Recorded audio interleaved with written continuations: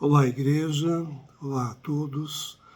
Peço um pouco de desculpas pela voz. Eu estou saindo de uma sinusite aí bastante forte, mas é um prazer estar com vocês novamente. Hoje nós vamos falar sobre A Jesus Ouvi, com o auxílio de Luciano Subirá. Vamos começar com um versículo, 1 Timóteo 2, versículo 5. Gostaria que você lesse na sua Bíblia esse versículo. 1 Timóteo 2, versículo 5. Porquanto há um só Deus e um só mediador entre Deus e os homens, Cristo Jesus, homem. Eu vou repetir. Porquanto há um só Deus e um só mediador entre Deus e os homens, Cristo Jesus, homem. A palavra é bem clara. Há somente um mediador, há somente um intercessor entre Deus e nós, os homens, Cristo Jesus, homem.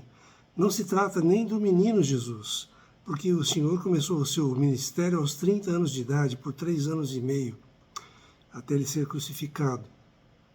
Então, Cristo Jesus, homem, é o nosso intercessor, é o nosso mediador entre nós e Deus. Se você precisa fazer um pedido de oração, se precisa interceder por alguém, sempre deve ser através de Jesus Cristo. Nós precisamos ouvir o que ele tem a dizer para nós e obedecê-lo. Se vocês lembram daquela figura do Antigo Testamento, do tabernáculo, tinha o ato exterior, o santo lugar, o santo dos santos. O ato exterior, onde se faziam as ofertas, o santo lugar onde os sacerdotes faziam o seu serviço, e o santíssimo lugar, o santo dos santos, onde o Senhor aparecia. Quem poderia ter acesso a esse lugar, o santo dos santos? Moisés, que tinha livre acesso, e apenas o sumo sacerdote, o principal sacerdote, uma vez ao ano, amarrado numa cordinha com alguns sininhos, porque se ele tivesse algum pecado, seria fulminado. Aí eles poderiam arrastá-lo para fora. Mas, com a morte do Senhor Jesus, o que aconteceu? Esse véu que separava o santo lugar do santo dos santos foi rasgado de cima embaixo, dos céus para a terra. Na carne do Senhor Jesus, esse véu foi rasgado e nós hoje temos um livre acesso a Deus. Nós temos um livre e santo caminho que nós temos que, com intrepidez, irmos até Deus. É lógico que nós temos que estar sem pecado. O pecado é uma barreira entre nós e Deus. Nós precisamos pedir perdão pelos nossos pecados para ter acesso e comunhão com Deus. Mas nós temos esse livre acesso. Então você não precisa pedir para mais ninguém. Peça ao Senhor Jesus, ore por Ele, né, e tenha acesso a essa comunhão com Ele e com Deus. A Bíblia toda fala de Jesus no Antigo Testamento em forma de sombras e no Novo Testamento em realidade. Jesus Cristo é aquele que tem primazia em todas as coisas. Tudo converge em Jesus. Que possamos entender esse significado da glória do Senhor. Mateus 17, de 1 a 8, fala da transfiguração. Vamos ler essa passagem. Se puder acompanhar na sua Bíblia, seria interessante. 6 dias depois, tomou Jesus consigo a Pedro e aos irmãos Tiago e João, e os levou em particular a um alto monte, e foi transfigurado diante deles. O seu rosto resplandecia como o sol, e as suas vestes tornaram-se brancas como a luz. E eis que lhes apareceram Moisés e Elias falando com Jesus. Então disse Pedro a Jesus: Senhor, bom é estarmos aqui. Se queres, farei 3 tendas. Uma será tua, outra para Moisés e outra para Elias. Falava ele ainda, quando uma nuvem luminosa os envolveu. E eis vindo da nuvem uma voz que dizia: Este é o meu filho amado, em quem me comprazo. A ele ouvi. Ouvindo-a, essas vozes, essa voz, ouvindo-a, os discípulos caíram de bruços, tomados de grande medo. Aproximando-se deles, tocou-lhes Jesus, dizendo: Erguei-vos, e não temais. Então eles, levantando os olhos, a ninguém viram, senão Jesus. Essa é uma passagem bastante significativa da palavra, né? Não viram mais ninguém a não ser Jesus. Que experiência que eles tiveram.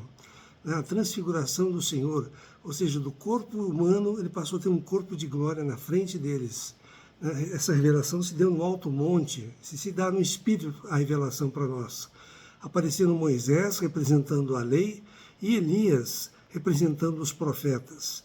Em resumo, todo o Antigo Testamento estava ali representado. Quando a voz de Deus se faz ouvir, os discípulos foram tomados de medo.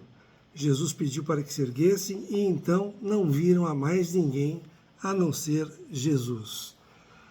Deus tem, ao longo do tempo, promovido o Senhor Jesus de várias maneiras, mas o brilho, a glória é totalmente dele. Tudo nas Escrituras aponta somente para Jesus. A centralidade do Evangelho é Cristo.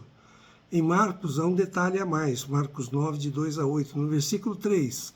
As suas vestes tornaram-se resplandecentes e sobremodo brancas, como nenhum lavandeiro na terra as poderia alvejar. De tão branca, ninguém poderia tornar aquela peça branca assim. Então é algo sobrenatural, de uma glória. O propósito da visão era glorificar a Jesus Cristo, engrandecê-lo. Jesus se despe do seu corpo físico para ser visto pelos discípulos em um corpo de glória. Pergunta: por que Moisés e Elias apareceram? Eles falavam com Jesus. Lucas nos dá o detalhe do que foi essa conversa. Lucas 9, de 28 a 36, no versículo 30. Eis que 2 varões falavam com ele, Moisés e Elias, os quais apareceram em glória e falavam da sua partida, da sua morte, que ele estava para cumprir em Jerusalém. Então, o propósito de Moisés e Elias em glória era falar a respeito da morte de Jesus, o que estava para acontecer em Jerusalém. A glória maior, porém, a glória resplandecente era a glória de Jesus. Talvez o Evangelho tenha se tornado cada vez mais antropocêntrico, com o homem no centro. Mas, pelo contrário, o Evangelho sempre foi e sempre será cristocêntrico, ou seja, tendo Cristo como centro. Jesus pede em Mateus 17:9 que não contassem a ninguém até que o Filho do Homem ressuscitasse dentre os mortos.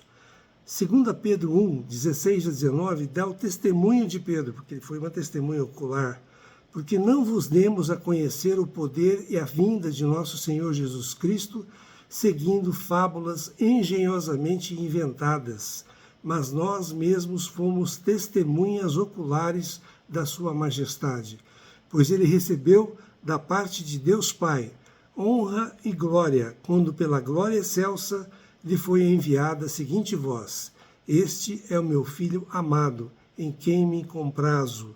Ora, esta voz vinda do céu, nós a ouvimos quando estávamos com ele no Monte Santo.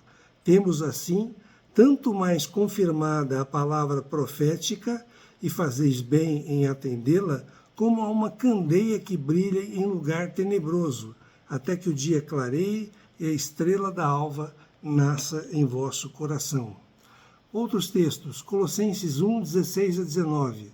Pois nele foram criadas todas as coisas, nos céus e sobre a terra, as visíveis e as invisíveis, sejam tronos, sejam soberanias, quer principados, quer potestades. Tudo foi criado por meio dele e para ele, por meio de Jesus Cristo e para Jesus Cristo. Ele é antes de todas as coisas, nele tudo subsiste. Ele é a cabeça do corpo, da igreja. Ele é o princípio, é o primogênito de entre os mortos, para em todas as coisas ter a primazia, porque aprouve a Deus que nele residisse toda a plenitude. Outro texto, Efésios 1, de 20 a 23, o qual exerceu ele em Cristo, ressuscitando-o dentre os mortos e fazendo-o sentar à sua direita, nos lugares celestiais, à direita de Deus, acima de todo principado e potestade, e poder, e domínio, e de todo nome que se possa referir, não só no presente século, mas também no vindouro. E pôs todas as coisas debaixo dos pés, e para ser o cabeça sobre todas as coisas, o deu à igreja, a qual é o seu corpo, a plenitude daquele que a tudo enche em todas as coisas. Ainda, Filipenses 2, de 9 a 11, pelo que também Deus o exaltou sobremaneira, e lhe deu o nome que está acima de todo nome, para que ao nome de Jesus se dobre todo o joelho, nos céus, na terra e debaixo da terra, e toda língua confesse que Jesus Cristo é o Senhor, para a glória de Deus Pai. Isso ainda vai acontecer. Se alguém ainda não confessou o nome de Jesus, vai confessar o nome de Jesus, estando ele nos céus, na terra ou debaixo da terra, e vai confessar que Jesus Cristo é o Senhor, para a glória de Deus Pai. Quando o próprio Jesus diz em João 5,39, examinais as Escrituras, porque julgais ter nelas a vida eterna, e são estas mesmas Escrituras que testificam de mim. E no versículo 40, contudo, não quereis vir a mim para terdes vida. Você pode ser um exímio conhecedor da Bíblia, mas se você não for ao Senhor, a Jesus Cristo, para ter vida, você não vai receber nada das Escrituras. Tudo na Bíblia converge para Jesus. A sua vida, a sua obra eram anunciadas antecipadamente e apontam para ele como centro, como a razão e o motivo de todas as coisas. Em Cristo tudo subsiste.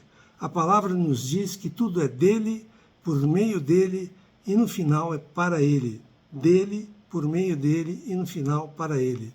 Jesus Cristo tem a proeminência, mais ninguém. Todas essas verdades são inegociáveis. Inegociáveis. Como vimos em 2 Pedro 1, de 16 a 19, Pedro dá o seu testemunho ocular do que aconteceu no Monte da Transfiguração.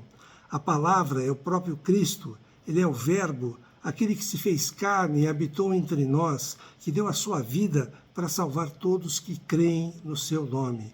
Ele é o centro de todas as coisas. Tudo o que Deus quer fazer na minha vida, na sua vida, nas nossas vidas, tem um propósito: glorificar a Jesus Cristo. 2 Tessalonicenses, capítulo 1, versículos de 11 a 12, nos diz: por isso, também não cessamos de orar por vós, para que o nosso Deus vos torne dignos da sua vocação e cumpra com todo o propósito, poder, de bondade e obra de fé, a fim de que o nome de nosso Senhor Jesus seja glorificado em vós e vós nele, segundo a graça do nosso Deus e do nosso Senhor Jesus Cristo. Paulo falando. Ter quem ore por nós é uma maravilha, ainda mais sem cessar, é uma maravilha, uma experiência excelente. Paulo orava para que nos tornemos dignos da nossa vocação e para cumprir todo o propósito da nossa fé. Paulo nos diz em Filipenses 1:27, vivei, acima de tudo, por modo digno do Evangelho de Cristo, para que, ou indo ver-vos, ou estando ausente, ouça no tocante a vós outros, que estáis firmes em um só espírito, como uma só alma, lutando juntos pela fé evangélica, pela fé do Evangelho.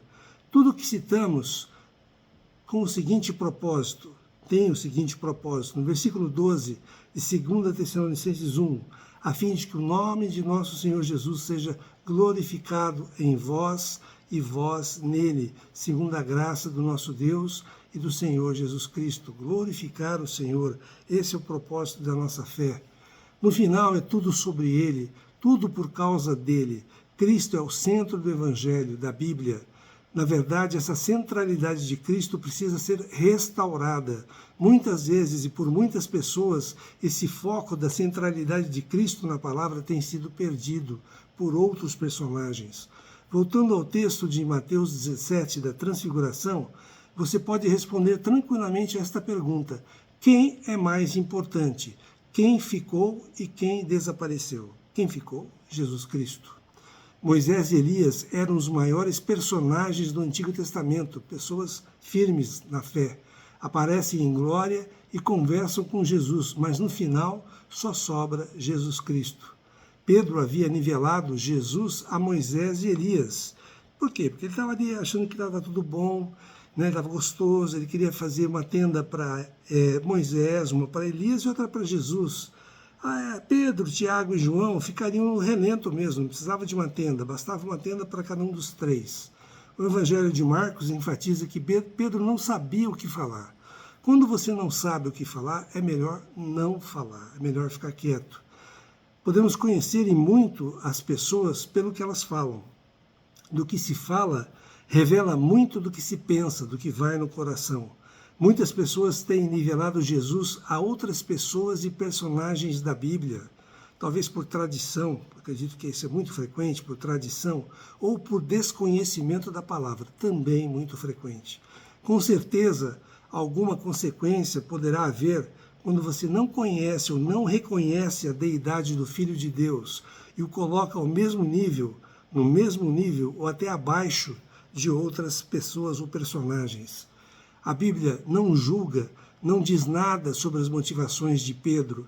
Entretanto, não podemos abrir precedentes para que outros possam ser nivelados com o Senhor Jesus, como fez Pedro em relação a Moisés e Elias. Jeremias 17 diz que o coração do homem é enganoso. O cuidado é não abraçarmos o Evangelho interessados em algum tipo de promoção pessoal, seja consciente ou não. Precisamos ser trabalhados neste aspecto. Marcos 10, de 35 a 37, nos diz: então se aproximaram dele, de Jesus, Tiago e João, filhos de Zebedeu, eram irmãos, dizendo-lhe: Mestre, queremos que nos concedas o que te vamos pedir. E ele lhes perguntou: que quereis que vos faça? Responderam-lhe: permite-nos que na tua glória nos assentemos um à tua direita e outro à tua esquerda. Apenas isso. Porque mesmo diante de pedir ao Senhor, eles precisavam da aprovação do Senhor. Mestre, queremos que nos concedas o que vamos te pedir, ou seja, que aceite o que vamos te pedir. Eles não entendiam que o reino é espiritual e estava dentro de cada um. Talvez esperasse um reino que derrubasse o Império Romano e pudesse se assentar então ao lado do trono de Jesus. Um ao lado direito, outro ao lado esquerdo. Ambos eram da mesma família, eram irmãos. O versículo 41 mostra a reação dos outros 10 discípulos. Ouvindo isto, indignaram-se os 10 contra Tiago e João. Por que a indignação? Será que era pela imaturidade dos irmãos ou pela carnalidade dos dois? Não. Ficaram indignados porque todos eles queriam estes lugares. Não busque promoção pessoal com relação ao Senhor, com relação à palavra, na parte espiritual. Não busque promoção pessoal. Seja aquele que serve. Hebreus 11:6 diz: de fato, sem fé é impossível agradar a Deus, porquanto é necessário que aquele que se aproxima de Deus creia que Ele existe e que se torna galardoador dos que o buscam. Deus é galardoador, Ele premia por natureza. O problema é como nós lidamos com Deus, como nos relacionamos com Ele. Muitas vezes Deus para nós não é o fim, mas o meio para que possamos conseguir o que queremos. Precisamos entender o propósito da aparição de Moisés e Elias. Somente Lucas registra o conteúdo da conversa. No versículo 30 do capítulo 9, eis que 2 varões falavam com ele, Moisés e Elias, os quais apareceram em glória e falavam da sua partida, da sua morte, que ele estava para cumprir em Jerusalém. Repetimos esse versículo. A conversa era justamente sobre o propósito de Jesus ter vindo ao mundo, ter se tornado homem, ter morrido pela humanidade, o seu sacrifício por nós através da morte na cruz. Este é o centro da obra de Deus. Versículo 32. Pedro e seus companheiros achavam-se premidos de sono, com sono, mas, conservando-se acordados, viram a sua glória e os 2 varões que com ele estavam. Lucas também enfatiza que a iniciativa de Pedro de fazer 3 tendas se deu quando Moisés e Elias já estavam se retirando. Versículo 33.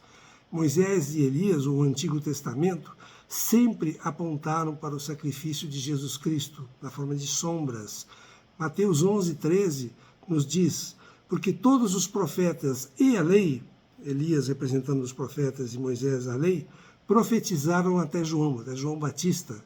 A partir de João Batista, o precursor de Cristo, o que Jesus veio fazer estava para acontecer. A lei e os profetas apenas anunciavam tudo o que iria se cumprir por meio de Cristo. Jesus Cristo é o centro de todas as coisas, o centro da Bíblia. Não vou me cansar de repetir isso. Jesus Cristo é a razão de tudo. Deus pode usar pessoas, pode usar circunstâncias, coisas para promover Jesus. Entretanto, nunca podemos dar a essas coisas, essas circunstâncias, a mesma importância que deve ser dada a Jesus. Os dons são importantes, o maior deles o amor, mas o propósito deles é promover o senhorio de Jesus Cristo em nossas vidas. Romanos 15, de 18 a 19, primeira parte do versículo 19, Paulo diz: porque não ousarei discorrer sobre coisa alguma, senão sobre aquelas que Cristo fez por meu intermédio, para conduzir os gentios à obediência, por palavras e por obras, por força de sinais e prodígios, pelo poder do Espírito Santo. Paulo não está falando que ele fez coisa alguma por ele mesmo, mas sim que Cristo fez essas coisas pelo seu intermédio. Quem fez foi Cristo. A ele a honra, a glória. Assim sucede em nossas vidas. O Espírito Santo é quem deve trabalhar em nós e levar a honra e a glória. Nós somos apenas canais para o Senhor. O que Deus usa para nos amadurecer não pode ter a mesma importância de Cristo. Não valorize o que Deus nos dá a ponto de perder o foco e o real valor a quem deve ser dado: Jesus Cristo. Então, as coisas que o Senhor nos dá não são mais importantes que Ele. Muitas vezes acontecem avivamentos e coisas extraordinárias que o Senhor dá à igreja, mas que ficam muitas vezes retidas na igreja como sendo exclusividades locais. O Evangelho precisa avançar, os dons precisam ser multiplicados. Se o propósito do Senhor não acontece por bem, se ficamos acomodados, muitas vezes acontecem as perseguições, as provações, e temos que fazer acontecer então.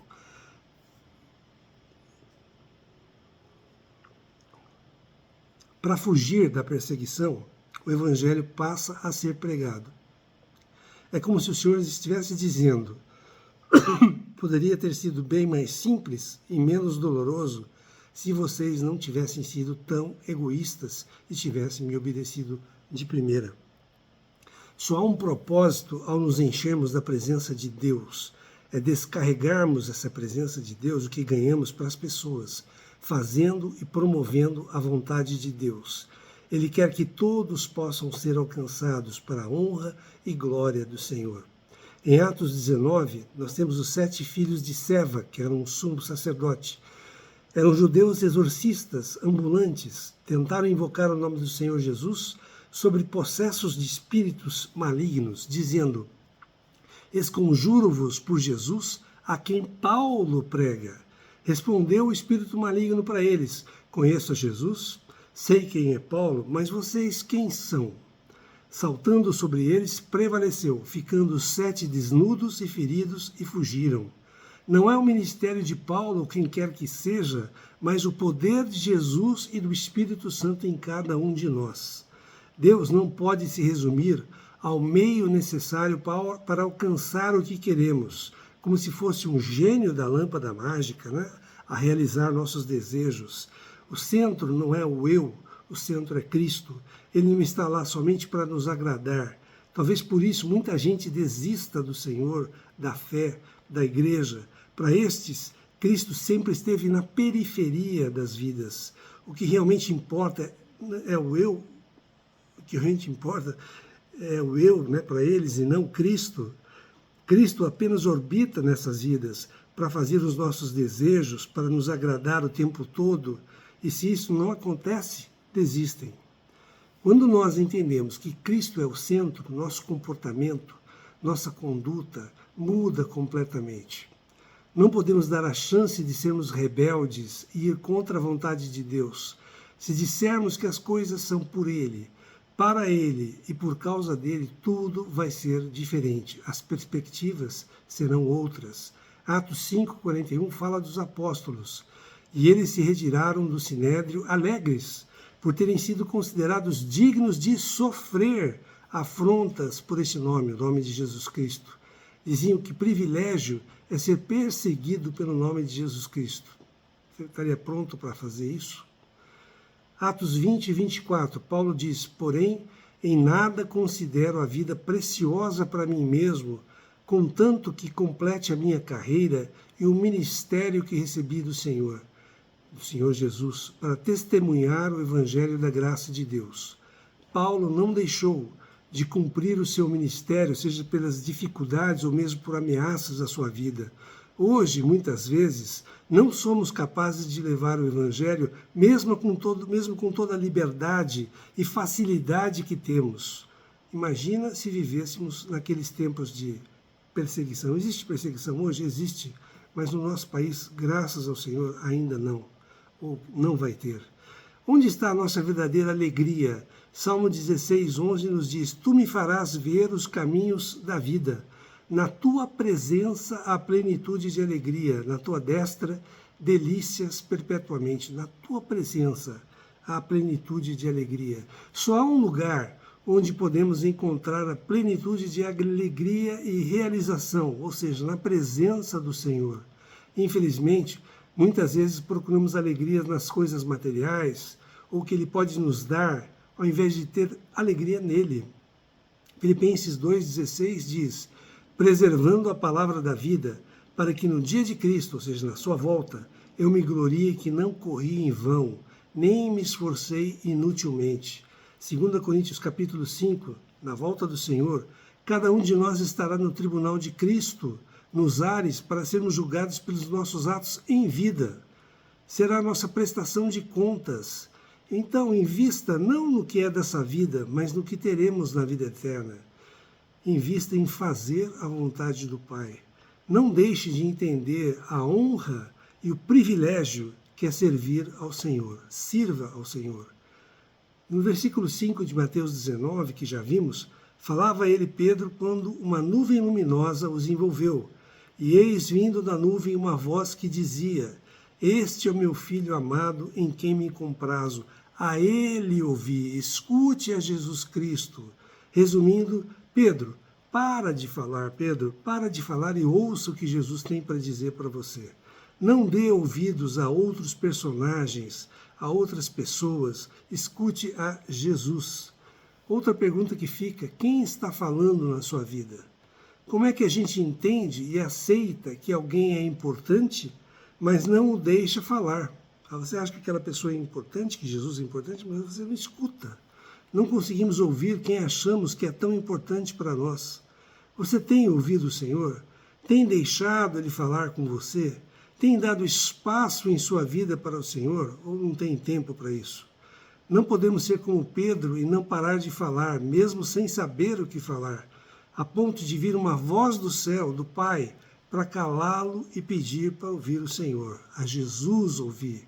Será que a nossa vida de oração não reflete exatamente o que Pedro fez? Repetimos, falamos, pedimos, mas não ouvimos o que o Senhor tem para dizer para nós. Não deixamos o Senhor falar. Isso para os que oram, que muitos nem oram. Sem exagero, a maior parte de nossas orações é para Deus fazer tudo o que queremos, imaginamos ou sonhamos. Tudo isso nos é lícito, mas não deve ser o parâmetro principal, a essência da oração. Jesus no Getsêmani nos deixou o princípio: seja feita a sua vontade e não a minha. A oração também é o meio pelo qual Deus consegue o que quer através de nós. Tiago 4, de 13 a 16, resumidamente diz: hoje ou amanhã iremos para a cidade tal, e lá passaremos um ano, e negociaremos, e teremos lucros. Vocês não sabem o que vai acontecer amanhã. Eu não sei, você não sabe o que vai acontecer amanhã. O que é a nossa vida? Somos apenas como neblina que aparece por instantes e logo se dissipa. Deviam dizer: se o Senhor quiser, se o Senhor permitir, não só viveremos, como também faremos isto ou aquilo. Não tenham pretensões arrogantes. Na maior parte das vezes, fazemos todos os nossos planos sem perguntar a Deus. E ainda pedimos para Ele abençoar e fazer todos os nossos planos darem certo. Às vezes, demoramos muito tempo para aprender algo que está claro na palavra, como perguntar e ouvir ao Senhor. como fazer a vontade do Senhor. No Getsêmani, Jesus pede ao Pai para, se possível, passar o cálice. Na Bíblia, cálice denota sofrimento, mas que fosse feita a vontade do Pai e não a dele. Hebreus 5, de 7 a 9, interpreta essa passagem que falamos assim: Ele, Jesus, nos dias da sua carne, tendo oferecido com forte clamor e lágrimas, orações e súplicas a quem o podia livrar da morte, ao Pai, e tendo sido ouvido por causa da sua piedade, por causa da sua compaixão, embora sendo filho, aprendeu a obediência pelas coisas que sofreu, e tendo sido aperfeiçoado, tornou-se o autor da salvação eterna para todos os que lhe obedecem. Jesus fez esse pedido ao Pai como homem, na tentativa de evitar, caso houvesse um plano B, o nível de sofrimento que ele sabia que iria enfrentar. Entretanto, a vontade do Pai deveria prevalecer. A obediência é essencial na vida cristã. Não deve nunca ser relativizada. Que evangelho é esse que fazemos o que queremos, apesar de chamarmos o Senhor, Jesus, de Senhor, e Ele que faça as nossas vontades? Que evangelho é esse? Precisamos resgatar a importância, a centralidade de Cristo e o senhorio dele em nossas vidas. Pergunta: o que o Senhor tem planejado para a sua vida? Parou já para perguntar para o Senhor? Pense no seu futuro. As escolhas podem ser feitas. Esqueça o passado, o presente já está passando. Pense no futuro. Por que passamos tanto tempo da nossa vida buscando coisas que não precisamos? Não é importante buscar coisas que não vamos realizar. Se essas coisas fossem realmente importantes, talvez os ricos seriam as pessoas mais felizes do mundo. E muitas vezes acontece o contrário. Os mais ricos são os mais infelizes, miseráveis. Nada pode preencher o homem, o vazio que está no homem, a não ser Deus. Mateus 6,33 diz: buscai, pois, em primeiro lugar, o seu reino e a sua justiça, e todas estas coisas, todo o resto, vos serão acrescentadas. Na verdade, o Senhor acrescenta essas coisas para quem não as trata como centro do propósito da sua vida. Deus libera todas essas coisas quando Ele sabe que essas coisas não vão concorrer com Ele. Algumas perguntas relacionadas ao Senhor. Reconhecemos o senhorio de Cristo em nossas vidas? Ou imaginamos ter algum lucro pessoal? Tudo é dele, por ele e para ele. Prostemo-nos, ajoelhemo-nos diante do Senhor. A Ele toda a honra, glória e poder. Estamos reconhecendo de forma prática a proeminência do Senhor? Reconhecemos a centralidade de Cristo na palavra e em nossas vidas? Na nossa vida de oração, ouvimos a Jesus ou nossa oração continua sendo sobre o que queremos? É lícito, mas não é o principal. Nós precisamos primeiro orar a vontade do Senhor para que aconteça aqui na terra como acontece nos céus. E depois, por fim, a gente faz os nossos pedidos. Não estou julgando ninguém, nem no passado, nem no presente, mas podemos mudar o nosso futuro. Pela palavra, o Senhor pode trazer à tona o que está no nosso coração. Nosso coração precisa ser segundo o coração de Cristo, como está em Hebreus 4,12, onde a palavra é apta para discernir os pensamentos e propósitos do coração. Que sejamos aperfeiçoados pelo Senhor. Permita que o Espírito Santo trabalhe em você. Se você não permitir, ele não vai agir. Dobre os seus joelhos ao Senhor. Renda-se a Ele. Não lute contra Deus. Não lute contra o Senhor Jesus. Jesus Cristo é o Senhor das nossas vidas. A Ele ouvir. Espero que tenham gostado. Aqui embaixo está inscrever-se. Caso você ainda não tenha se inscrito no canal, se inscreva. Se gostou, dê o like. Isso permite que a mensagem seja expandida para mais pessoas.